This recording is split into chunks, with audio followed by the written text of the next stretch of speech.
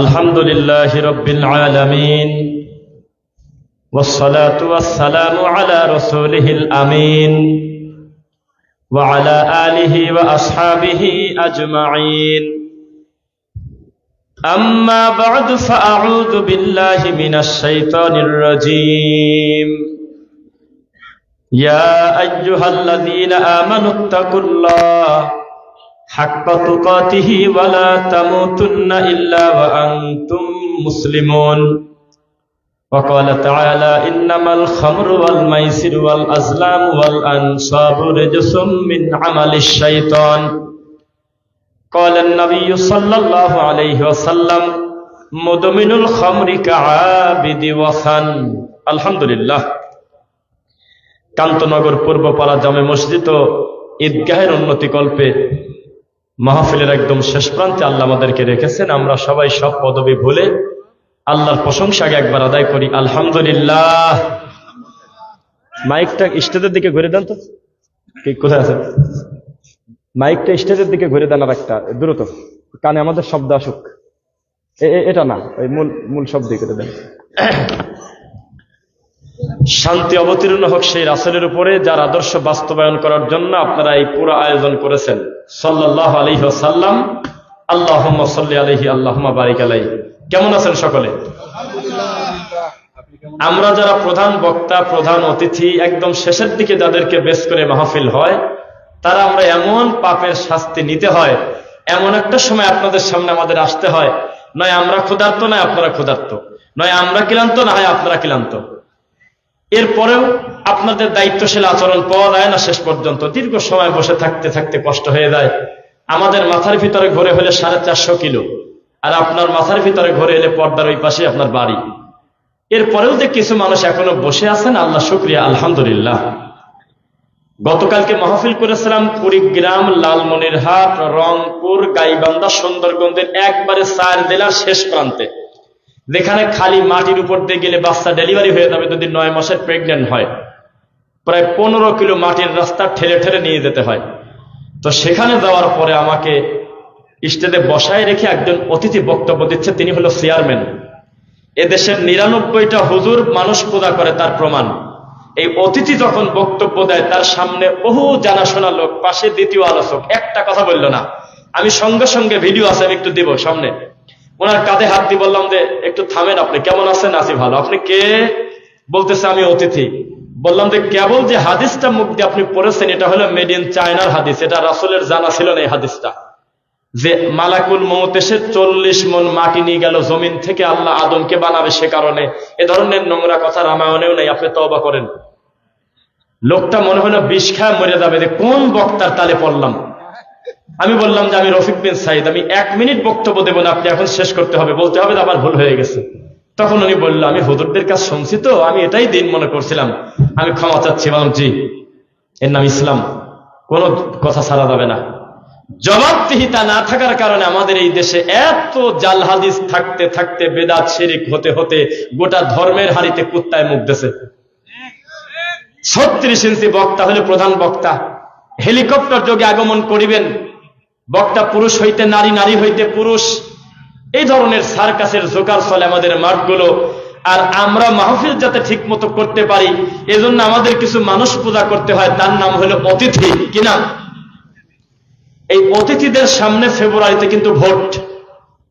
আল্লাহর কসম, আমার ডানে বামে অতিথিরা থাকলে আমি এভাবেই বলতাম, 1 চুল পিছু পা হতাম না। তারা হলো পুরা বিয়াক্কেল। ভালো মানুষের বাচ্চা অতিথি হলে এসে বলবে আসসালামু আলাইকুম, কেমন আছেন আমার এলাকাবাসী, আমি চেয়ারম্যান বা এমপিতে দাঁড়াতে চাই, বা এই সেই, আমার জন্য দোয়া করবেন, আমি আপনাদের এলাকার ছেলে, আল্লাহ আপনাদেরকে ভালো রাখুন, এই কথা বলে চলে যাবে, কারণ এটার নাম হলো ধর্মীয় মাহফিল। কিন্তু তারা মনে করে যে না, যেহেতু মাইক পাইছি, আমি নিজে আধা ঘন্টাকে ওয়াজ করে নেই। আর আমার বেলায় তা ঘটে না। আমার বক্তব্য ঠেকায় দিয়ে যদি 3 মিনিট কেউ বক্তব্য দিয়েছি প্রমাণ দিতে পারেন, তাহলে আমি মিথ্যুক। ব্যতিক্রম ঘটে গেছে। তবে আমার মাইক নিয়ে যদি কেউ 10 মিনিট বক্তব্য দেয় কোনো অতিথি, তাহলে ওইখান থেকে আমি বাড়ি চলে যাব। ব্যক্তিত্ব না থাকার কারণে আমাদের মাঠগুলো আজকে সার্কাসের মাঠে পরিণত হয়ে গেছে। উনাকে এই সাহস দিল কে, যে এই স্টেজে উঠে তিনি অতিথি, তিনি জালসার বক্তব্য দেবে, মাহফিলের কথা বলবে? কে বলেছে তাকে? উনি তো ধর্মের কিছুই বোঝে না। উনি খালি বলবেন আমি এলাকার ছেলে, আমার জন্য দোয়া করবেন, যখন চলে যাবে তখন এলাকার লোক বলবে একদম দায়িত্বশীল মানুষের মতো কাজ করছে, মাহফিলে কথা বলতেছে বক্তা, আর অতিথি কি সুন্দর করে সালাম দিয়ে বিদায় নিয়ে চলে গেল, তার মর্যাদা বাড়ত। এই ব্যাককেরীরা 40 মিনিট ধরে মাহফিল নষ্ট করে মানুষ যখন বিরক্ত হয়ে যায় তখন দেয় বক্তাকে। এই কমন সেন্স থাকে না তাদের। আর আমি যদি পরিচালক হতাম মাহফিলে, আমি বলতাম আপনার সময় 3 মিনিট, 3.5 মিনিট যদি হয়, আমার এখানে দাফন হয়ে যাবে, 3 মিনিট পার হবে না। মানুষই পারে সময়ের টাইম ঠিক রাখতে। জানাজার লাশ সামনে রেখে আপনার 1 মিনিট বক্তব্য দিতে দেব না। আপনি এলাকার প্রধানমন্ত্রীও যদি হন, আমি তা করব না। কেন? আল্লাহর নবীর এক সাহাবী আর এক সাহাবীর আল্লাহর কসম জুব্বা টানিয়ে ধরে বসা দিচ্ছে, বসেন, আমার অপরাধ কি? আপনি ঈদের নামাজের আগে খুতবা দিচ্ছেন কেন? কয়েকদিন ঈদের নামাজের পরে লোকজন চলে যায়, ঠিক মতো থাকে না, এই জন্য আমি কিছু দিনই কথা বলতেছি। মানে জুব্বা টান দিয়ে আব্দুল্লাহ ইবনে আব্বাস বলতেছে আমি কথা বলতে দেব না, কারণ আমার নবী বেঁচে থাকতে আমি দেখছি আগে নামাজ পরে খুতবা, আর জুমার নামাজের আগে খুতবা পরে নামাজ, আমি ব্যতিক্রম হতে দেব না। জুব্বা টান দিয়ে ধরে বসা দিচ্ছে। আমরাও টান দিতাম, না চেয়ার ধরে উল্টে ফেলা দিতাম, আমি করতাম তাই। এরকম জবাবদিহিতা যদি করার মতো লোক সমাজে 10টা যুবক থাকতো, এই সমাজ নেশাদার মুক্ত হতো ইনশাআল্লাহ। হাতে হাতে ফল দেওয়ার মতো প্র্যাকটিক্যাল 10টা আল্লাহওয়ালা মানুষ যদি সমাজে থাকতো, ইনশাআল্লাহ ওই সমাজ বেদাত এবং শিরক মুক্ত থাকতো ইনশাআল্লাহ। বলতে বাধ্য হচ্ছে মাইকটা ভালো না, মাইক আলার দোষ দিচ্ছি না, বলতে বাধ্য হচ্ছে মাইক ভালো না, কণ্ঠ টানে। কণ্ঠ যদি টানে সেই বক্তার বক্তব্য আগামী 3 দিন বাতিল, একবারে শেষ, কণ্ঠ টানে। যাই হোক, আপনারা সবাই ভালো আছেন? তবু আমরা যত সময় কথা বলবো আপনার মুখ দিয়ে কথা যাতে বের হয় যে না, বক্তা যে টাইমটুকুন পাইছিল তিনি দায়িত্বশীল, আধা ঘন্টা হোক 1 ঘন্টা হোক কথা বলছে, এগুলো আমাদের উপকার হয়েছে ইনশাআল্লাহ। এটা প্রমাণ করে তারপর যাব। আল্লাহ সুবহানাহু ওয়া তাআলা বলতেছেন ইন্নামাল খামরু ওয়াল মাইসির ওয়াল আজলাম ওয়াল আনসাবু রিজসুম মিন আমালিশ শাইতান। শর্টকাটে বলি, নেশাদার দ্রব্য হালাল না হারাম একটু বলেন? হারাম। আর রাসূল সাল্লাল্লাহু আলাইহি ওয়াসাল্লাম বলেছেন মুদমিনুল খামরি কাআবিদি ওয়াসান, কেউ যদি নেশাদার দ্রব্য পান করে তার সিরিয়াল হবে মূর্তি পূজারীদের সাথে। বলেন নাউজুবিল্লাহ। ও জীবনেও গণেশ পূজা করে নাই, ও জীবনেও সরস্বতী পূজা করে নাই, ও জীবনেও লক্ষ্মী পূজায় যায় নাই, কিন্তু নেশাদার দ্রব্য পান করার কারণে তার দৃষ্টান্ত আল্লাহ দিচ্ছে ওয়াসান, মানে হলো মূর্তি পূজারীদের সাথে। নাউজুবিল্লাহ।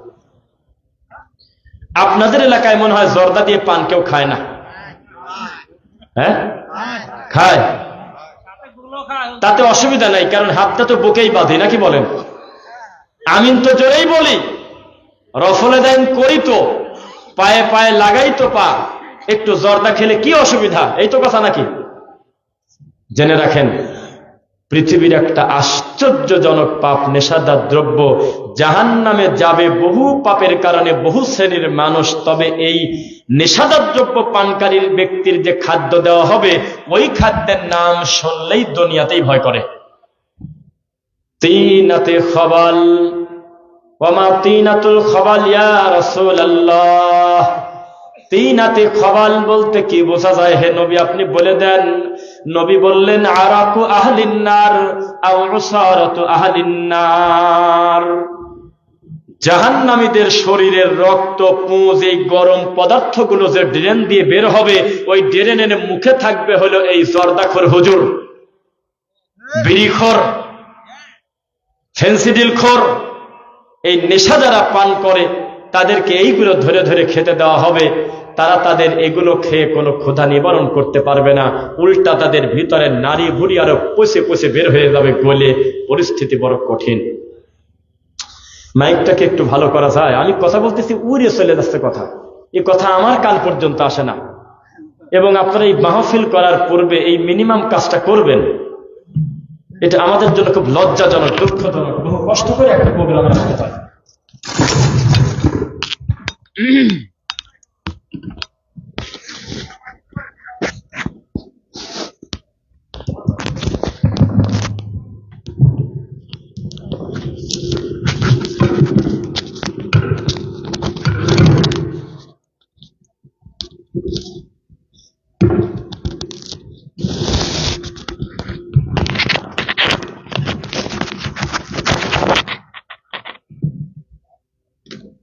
আলহামদুলিল্লাহ।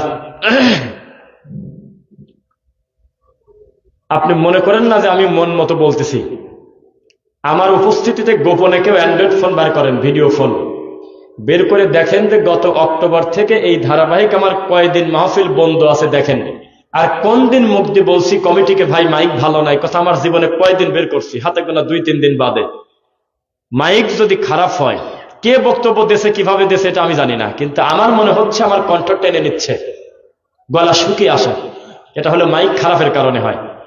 আর মাইক যদি ভালো হয় তাহলে আমি এখান থেকে কথা বলবো, এই কথাও শোনা যাবে, কাছে থেকে বলবো তাও কষ্ট হবে না, ক্লিয়ার থাকবে।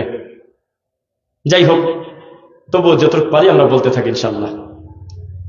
নেশাদার দ্রব্য এমন একটা পাপ, যেই লোকটা জীবনেও মন্দিরে ঢোকে নাই, অথচ তার নাম হচ্ছে তিনি মূর্তি পূজারীদের সাথে থাকবে, বলেন নাউযুবিল্লাহ। এখন আপনার ওই কুষ্টিয়ার হুজুর, তিনি হাকিমপুর জর্দার নাম কোরআনে খুঁজে পায় নাই।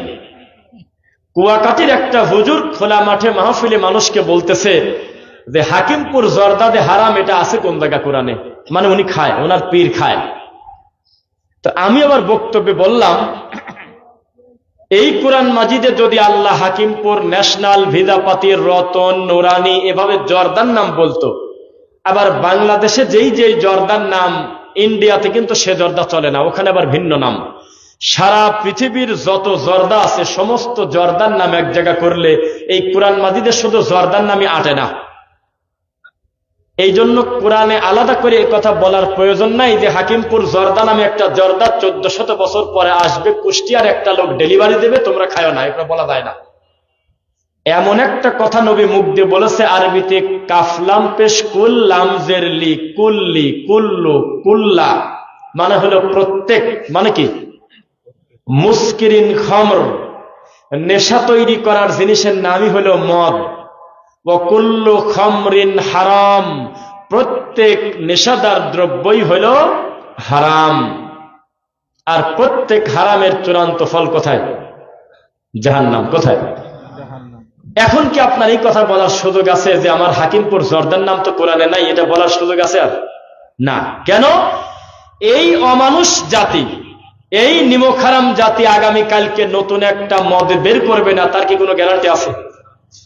আজকে থেকে 30 বছর আগে এই মুরব্বীরা জীবনে নাম শোনে নাই যে ফেন্সিডিল নামে কোনো মদ ছিল, ইয়াবা নামে কোনো একটা নেশাদার দ্রব্য দুনিয়াতে আসবে 100 বছর আগে কেউ জানতো? আরো যে নামে বেনামে কত মদ দুনিয়াতে। আল্লাহ ক্ষমা করো, মাইকে কথা বলতে গেলে যদি কথা ছাড়ায় যায় তাহলে সেই ইয়েতে এগুলো খেয়ালও করে না, এগুলি বারবার বলি, ক্ষমা করবেন, দুঃখিত। আমাদের আজকে আপনার এখান থেকে চলে গেলাম, কালকেই আর আপনি কোন মাইক্রোফোন আপনার, সেটা তো আমার কাজ না। কথা এত ধরে বলেন কেন? এই আপনি কি মন্দিরে বাজান নাকি?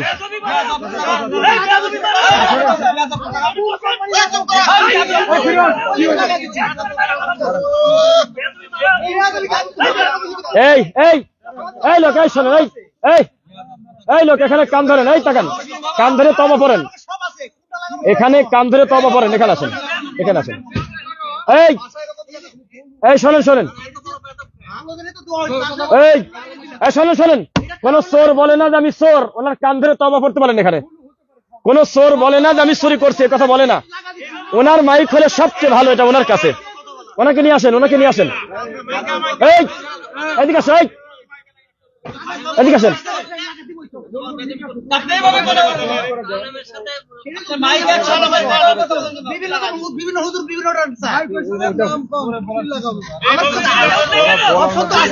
আপনি রাগ করলেন কেন?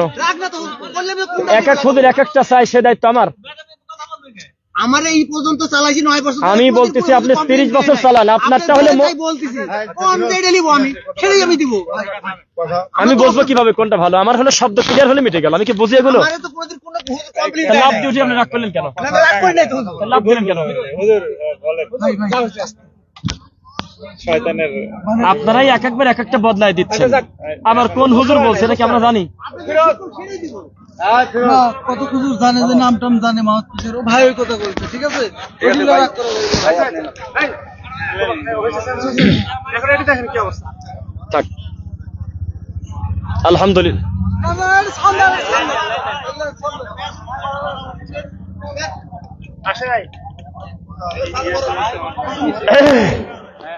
আলহামদুলিল্লাহ, বসেন বসেন বসেন।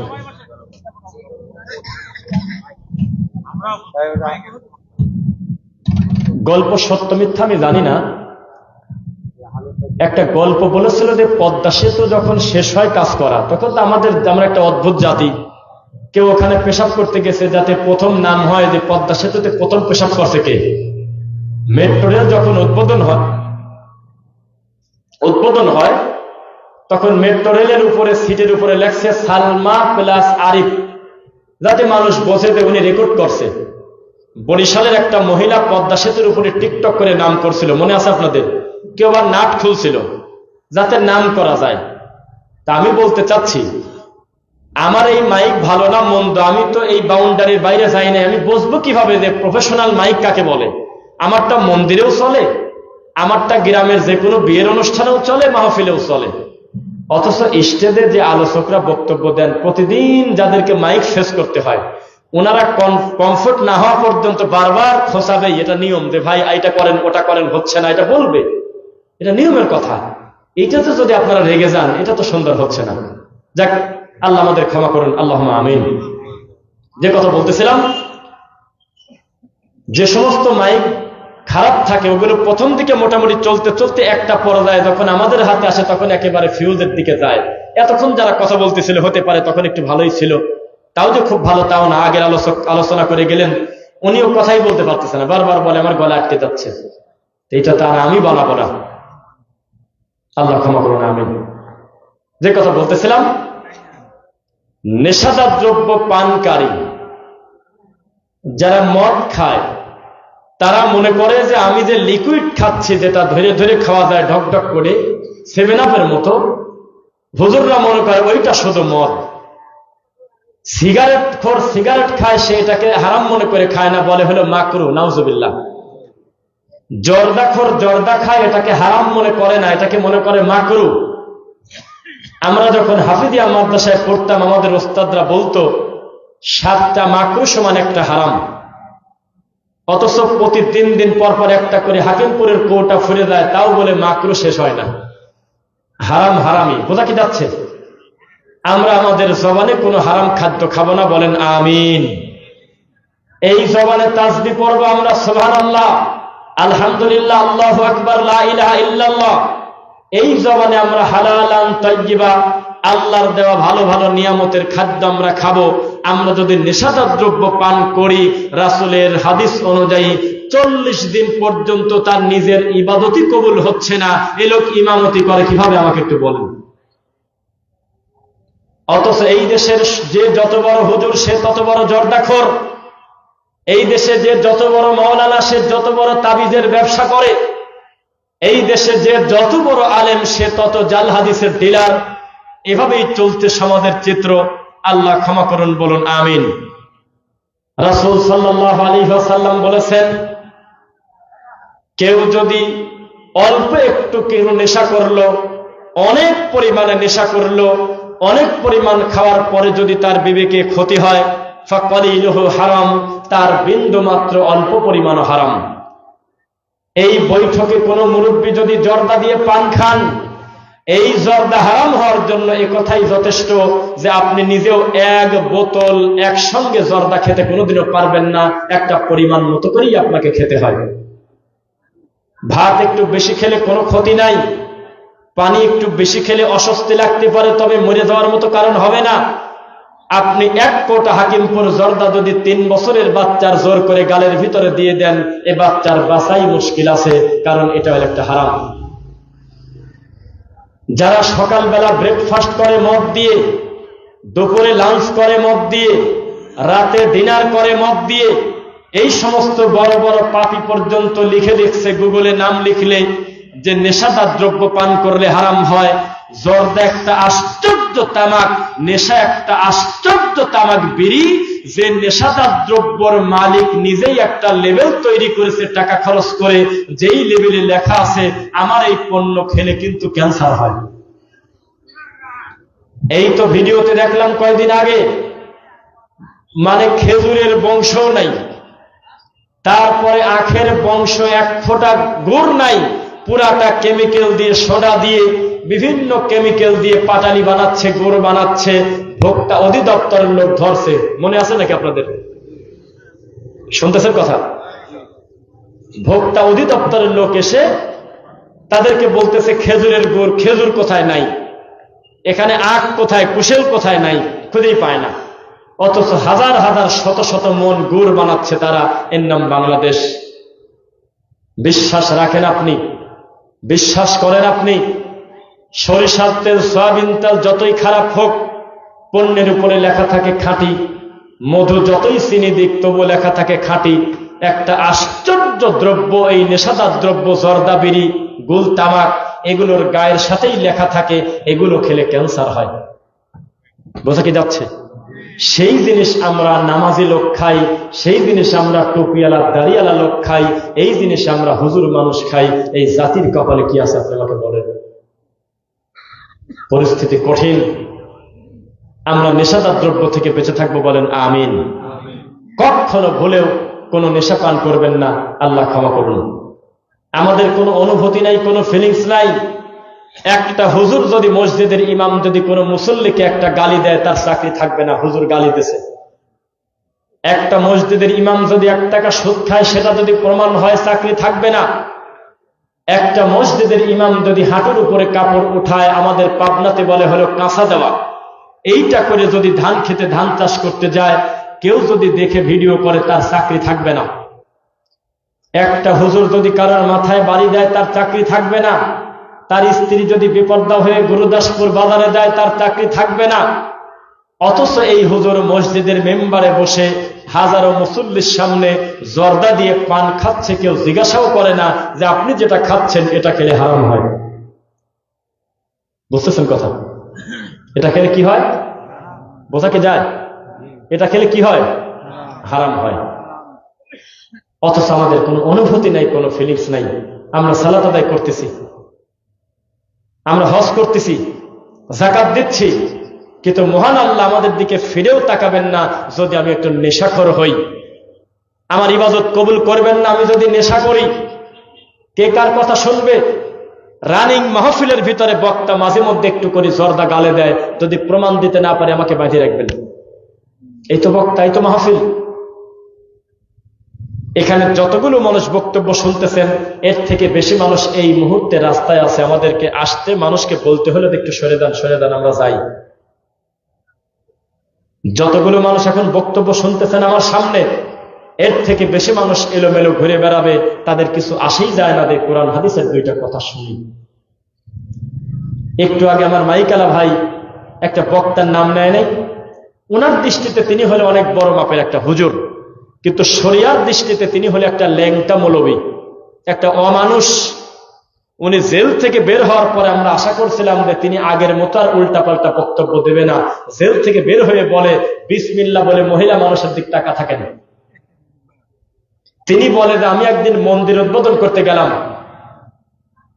শুনছেন নাকি? সেই লোক বলে যে জর্দা বিড়ি খাওয়া হারাম, আমি কোরআন হাদিসে কোথাও পাই নাই। এই হলো বক্তা, এই হলো বক্তা। টাকা তার ভিজিট লাগে 70 থেকে 80 হাজার। ধর্মের নামে নোংরা কথা বলে ঘন্টার পর ঘন্টা মানুষের ক্ষতি করে, একদিনে 3টা মাহফিল করে ক্ষতি করে দিয়ে যাচ্ছে। মুসলমান, কিছু কিছু ভণ্ড বক্তার বিরোধিতা করে নাম ধরে কথা বলা জায়েজ আছে, যারা প্রকাশ্যে মানুষের দিনের ক্ষতি করে, শরীয়তের ক্ষতি করে। একটা নোংরা, একটা অসভ্য বক্তার নাম নেব, যার নাম আব্দুল খালিক শরীয়তপুরী। নাম শুনছেন? গত কালকে একটা ভিডিও দেখলাম আমি, কাশীনাথপুর পাবনা নামে একটা জায়গা, তিনি প্রচুর টাকা নিয়েছে, মাহফিলে আসবে, 10টায় তাকে ওঠানো হবে, রাত 1টা পার হয়ে গেছে, তারপরে ও ঢুকছে, ওর দামি গাড়িটা বিক্ষুব্ধ শ্রোতা বাড়ি ভেঙে দিয়েছে গেলাস, আর স্টেজে বসায় রেখে তাকে ঢেকে রাখছে কমিটির লোকজন। কিছু বলেন না, কিছু বলেন না, থাক। জনতা মানে না, মুখামুখি জনতা বলতেছে বাটপার, অমানুষ, পশু। আরো 2টা মাহফিল করে তারপরে আসছে। একদিনে তার ইনকাম হবে প্রায় 2.5 লাখ টাকা। এর নাম বক্তা। এজন্য বাংলাদেশের ধর্মের হানিতে বর্তমানে কুত্তায় মুখ দিয়েছে। এ ধর্মের কোনো সাইট নেই। কথা বুঝতেছেন? আবু দাউদের 3435 নম্বর হাদিস, নবী বলেছেন, আমার উম্মতের একদল দাজ্জালের চাইতে বেশি খারাপ ফল, তাদের নাম হবে আইম্মাতুল মুদিল্লিন, ভ্রান্ত হুজুর, ভণ্ড হুজুর। নেশাদার দ্রব্যকে হারাম করে নয়, হালাল করে নিয়েছে। আমার উম্মত বাদ্যযন্ত্রকে হালাল মনে করবে। আরে ওরা গান বাজায় তো বাজায় বাজায়, হুজুর মানুষ গজল বলতেছে, নাম দিয়েছে ইসলামী সঙ্গীত, তার ভিতরেও বাদ্যযন্ত্র ঢোকা দিয়েছে। বুঝতেছেন কথা? হুজুর মানুষ কোরআন তেলাওয়াত করে, তার ভিতরেও মাইকের শব্দের ভিতরে একটু টোন বাদ্যযন্ত্র এক্সট্রা দিয়ে দেয়, যাতে শুনতে শ্রুতি মধুর শোনা যায়। এর নাম হলো মাহফিল। এই মানুষ মানুষের কাছে খোলা মাঠে চিৎকার দিয়ে মিথ্যা কথা বলে, ধর্মের নামে ফাঁকি দিচ্ছে। গতকালকে আমি এক জায়গায় বক্তব্য করলাম, তার পাশের এলাকায় একটা বক্তা টাকা নিয়ে গেছে 75,000 টাকা। আগে 35, পরে 40। এই বক্তার দাঁত হলো তরমুজের বিচি, জর্দাখোর, পাক্কা একটা অসভ্য। কোরআন হাদিসের সাথে তার কোনো সম্পর্ক নেই। তিনি যখন বক্তব্য দিয়েছিলেন, তার সামনের শ্রোতা এত বেশি ছিল যে প্যান্ডেল পর্যন্ত ছিঁড়ে ফেলছে, মানুষের জায়গা হয় নাই। আর ঠিক তার পাশে বড় বড় মাদানী আলেম, বড় বড় সম্মানী, বড় বড় বিদ্বান কোরআন হাদিসের বক্তব্য দেয়, 300 জন লোক তার সামনে বসে থাকে না। এই তো অবস্থাই তো ধর্ম। এই দেশের ধর্ম হলো রোজার পূজা এক, যাদের মাধ্যমে আমরা দিন কায়েম করতে চাই। যারা সংসদে গিয়ে এই কোরআন প্রতিষ্ঠিত করতে চায়, তারা মাইক পেলে বলে রোজার পূজা এক, যাতে মালায়নের কয়টা ভোট পাওয়া যায়। এই দেশের হুজুররা কেমন মুনাফিক আপনাকে কিভাবে বোঝাই? যারা বলতেছে আমাদেরকে ফেব্রুয়ারিতে ভোট দাও, আমি তোমাদেরকে কোরআন কায়েম করে দেব, তারা বলতেছে ফেব্রুয়ারিতে যদি আমরা হেরে যাই তাহলে কিন্তু আল্লাহর কোরআন হেরে যাবে। বলেন নাউজুবিল্লাহ। বুঝতেছেন কথা? তারা হেরে গেলে কি হেরে যাবে? কোরআন হেরে যাবে। নাউজুবিল্লাহ বললেন না? আমার নবী সমস্ত যুদ্ধে কি জয় হয়েছিলেন? বহু যুদ্ধে আশানুরূপ ফল আসে নাই।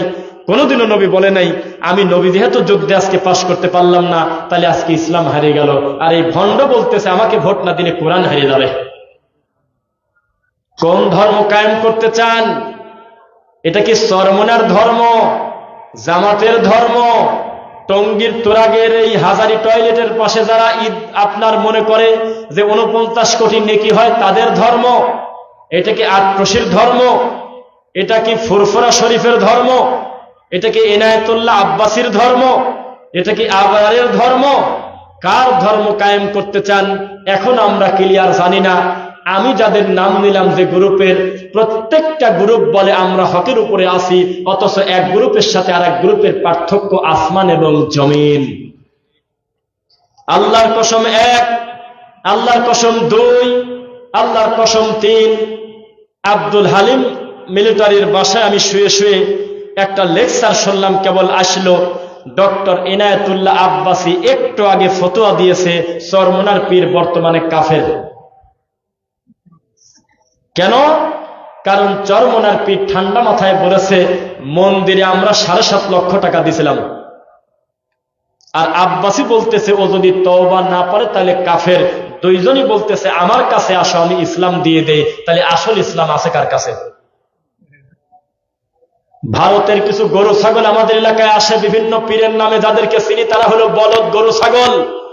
এই অমানুষ পীরের গ্রুপ বলতেছে আমাদের কাছে আসো, আমরা হলো নবীর বংশ, আমরাই একমাত্র হকের উপরে আছি। আসলে ইসলাম আছে কোন জায়গায়? তবলিগ জামাতের লোক যখন একজনকে দাওয়াত দেয় তখন বলে আসেন ভাই আল্লাহর রাস্তায় সময় লাগাই, তার মানে এত কাল যা করছি মোটি শয়তানের রাস্তা। একজন পীর যখন তার মুরিদকে তার দিকে দাওয়াত দেয় তখন বলে এটাই একমাত্র নবী আলা পথ, আল্লাহর ওলির রাস্তা, আমাদের হাতে বায়াত খাও জান্নাতে যাবে।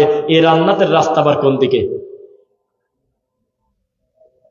কুল্লু হিজবিন বিমা লাদাইহিম ফারিহুন মিনাল্লাযীনা ফাররাকু দীনাহুম ওয়া কানু শিয়াআ।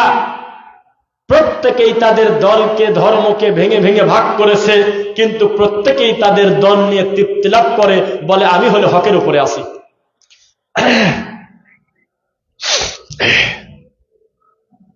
বিসমিল্লাহ।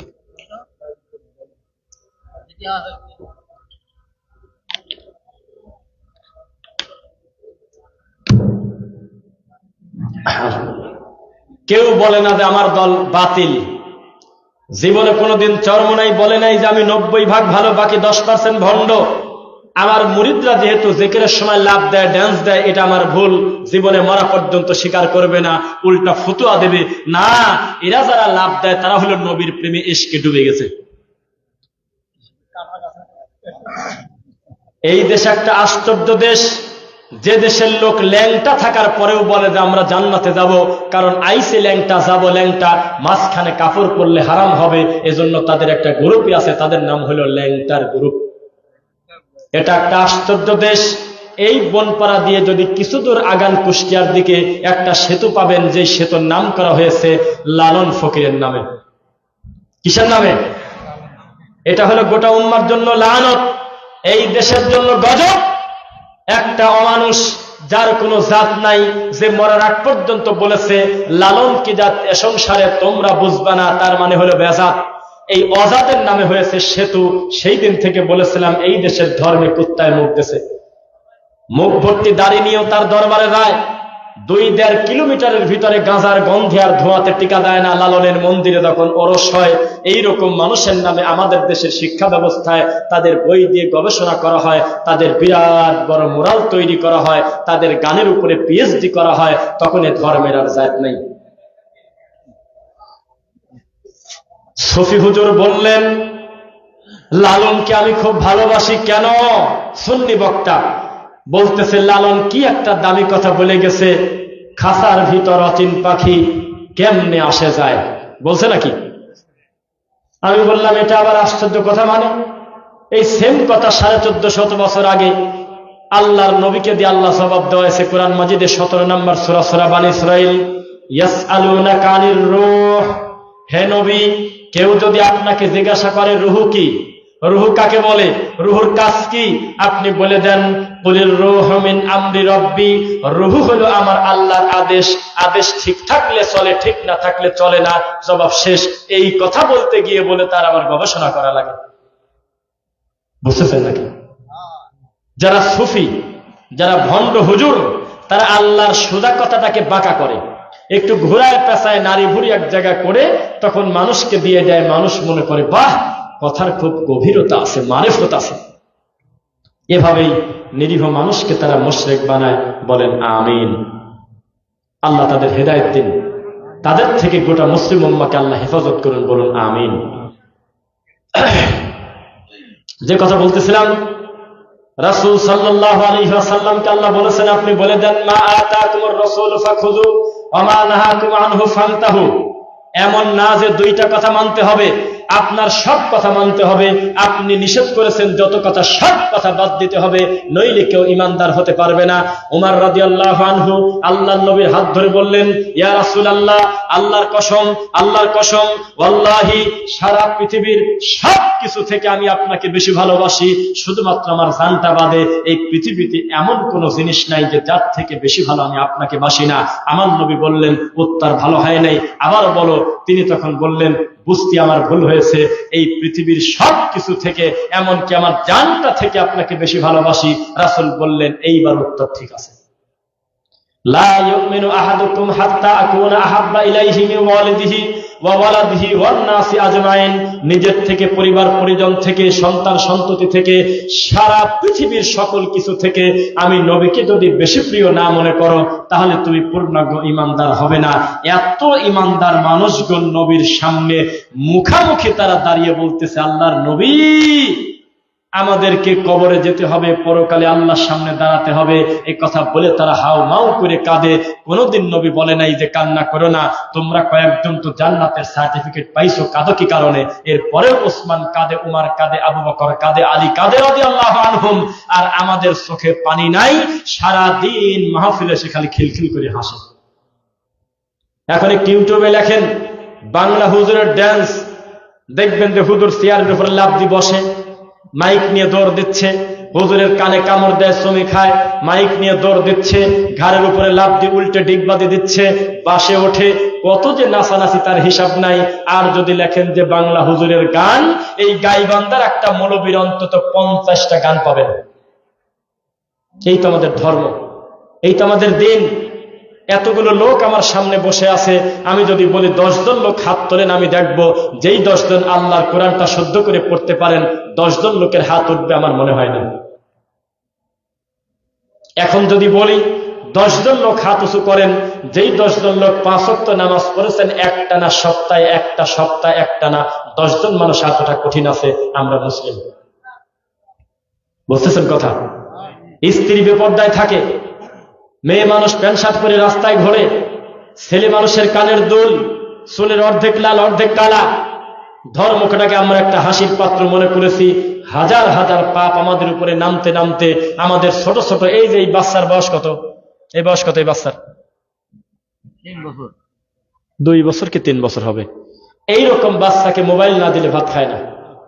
এইরকম বাচ্চার কাছ থেকে মোবাইল টেনে নিলে মাকে আঁচড় দিয়ে মার মুখ কাটিয়ে ফেলতেছে। প্রমাণ নেন কোন দিকে যাচ্ছে আমাদের পরিস্থিতি। বুড়া মানুষ নাই, জোয়ান মানুষ নাই, হুজুর নাই, মসজিদের ভিতরে বসে একটা ভিডিও সিসিটিভি ফুটেজে ভাইরাল হয়েছে, বা ভিডিও রানিং খুতবা দিচ্ছে ইমাম সাহেব, আরো বসে বসে আল্লাহর ঘরে গেম খেলতেছে।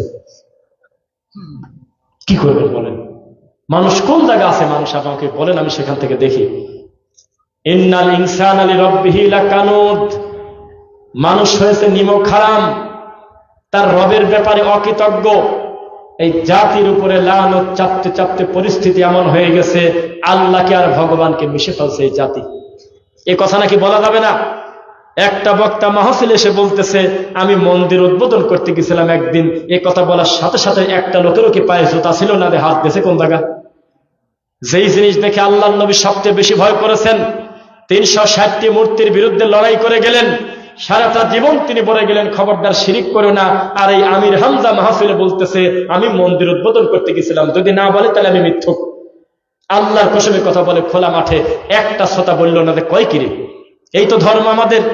কার কাছ থেকে দিন শিখবো? কার কাছ থেকে কোরআন হাদিস শিখবো? আল্লাহর নবী হেঁটে যেতে যেতে যেতে যেতে হঠাৎ করে সাহাবীদেরকে নিয়ে দৌড় দিয়েছে। ওই পাশে গিয়ে বলে, আল্লাহ নবী, আপনি হলেন দুনিয়ার সবচেয়ে ভদ্র লোক, আপনি দৌড় দিলেন কি কারণে? হাঁটিয়ে তো আসতেছিলেন। তো বলল যে আজকে থেকে হাজার হাজার বছর পূর্বে এখানে একটা সম্প্রদায় বাস করত, তারা অপরাধ বেশি করার কারণে আল্লাহ তাদের উপরে রাগ করে তাদেরকে গজব দিয়ে উল্টা দিছিল। আমার বিশ্বাস হয় না, আমি জানি না এখনো আল্লাহর রাগ কমছে কিনা। এই পাপের জায়গা থেকে আমি দূরে চলে গেলাম তাড়াতাড়ি। আর এই হুজুর মানুষ ফেব্রুয়ারিতে যাতে মালায়নের বাস্তা 2টা ভোট দেয়, এই জন্য হুন্ডা নিয়ে, মাইকো নিয়ে, টুপি মাথায় দিয়ে মৌলানা গেছে মন্দিরে ভোট চাইতে। আর বলতেছে আমি তোমাদেরকে শুভেচ্ছা জানাতে আসছি। বলেন তো আমি কি মিথ্যা বলছি? আরেক অসভ্য সে বলেছে যে আমি আল্লাহর শুকরিয়া আদায় করি যে আল্লাহ আমাকে মন্দির আসার তৌফিক দিয়েছে।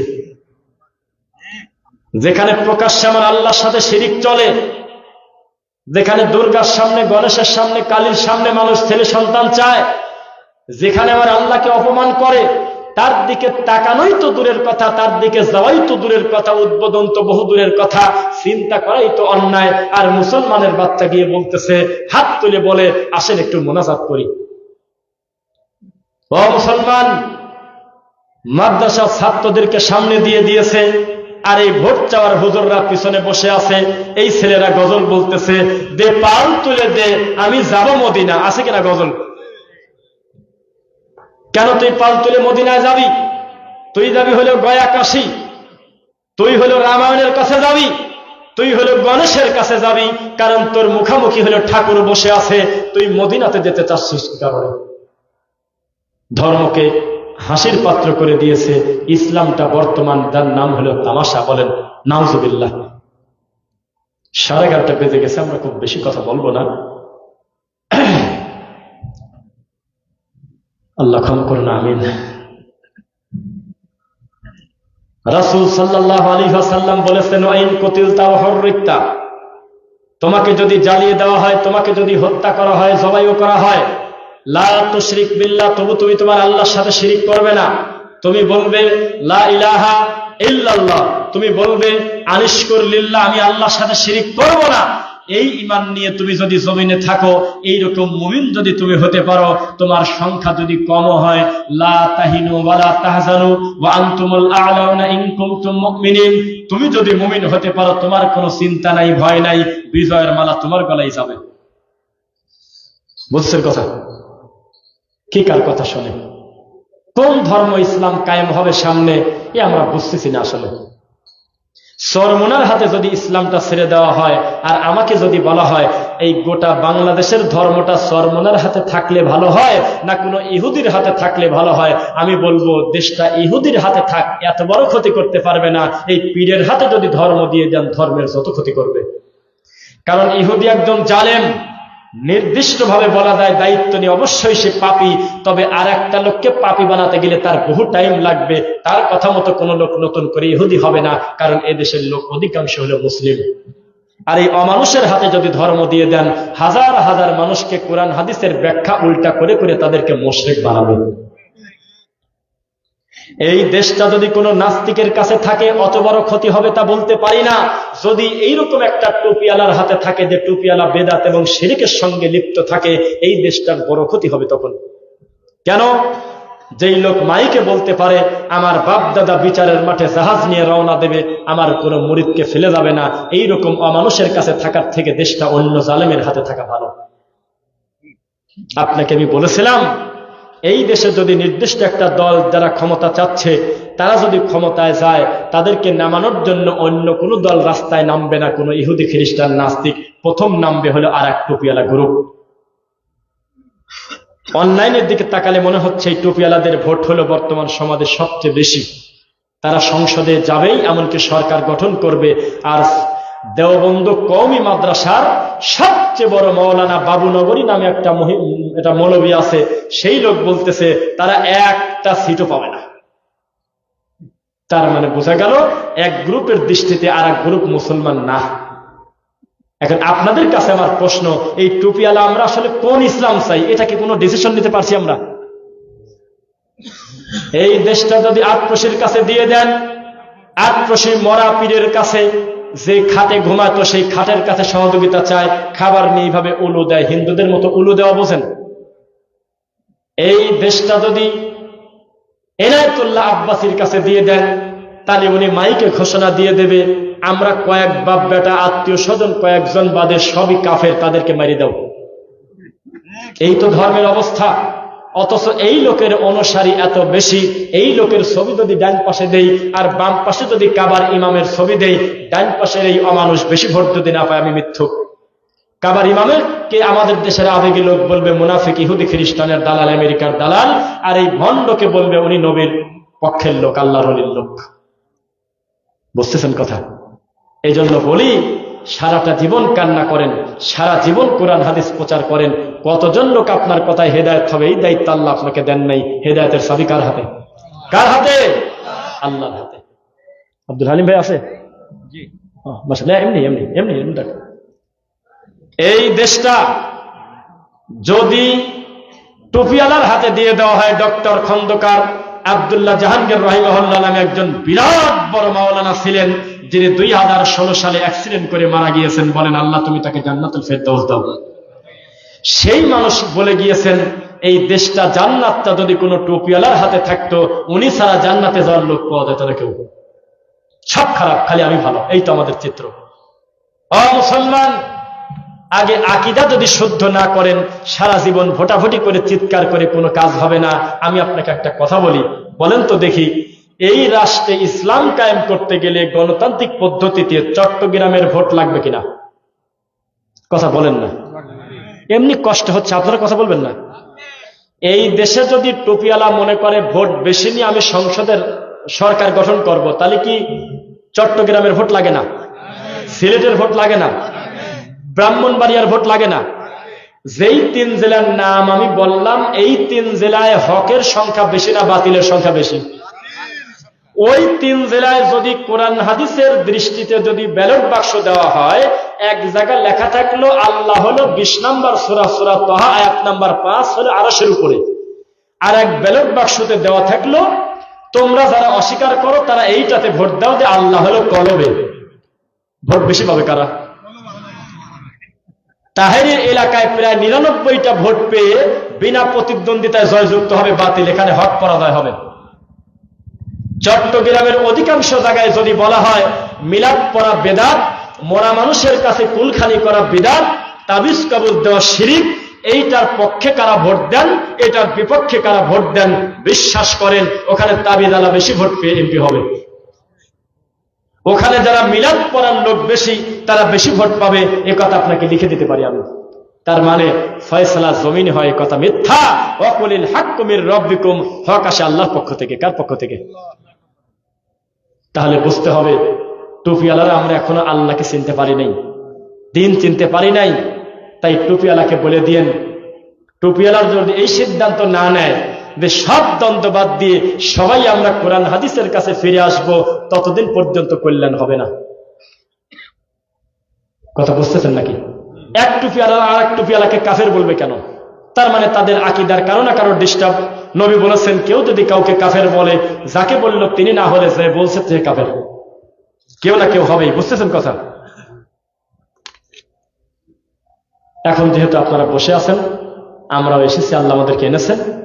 এটা যেহেতু একটা দিনী মাহফিল, কান্তনগর পূর্বপাড়া জামে মসজিদ ও ঈদগাহের উন্নতি কল্পে, তা আমি আশা করবো যে আমার মাধ্যমে যদি আপনি 10টা টাকা ওইখানে সাদাকা করেন, তা আপনি দিয়েও নেকি পাবেন, আমার মাধ্যমে দেওয়ার কারণে আল্লাহ আমাকে পুরস্কৃত করবেন ইনশাল্লাহ।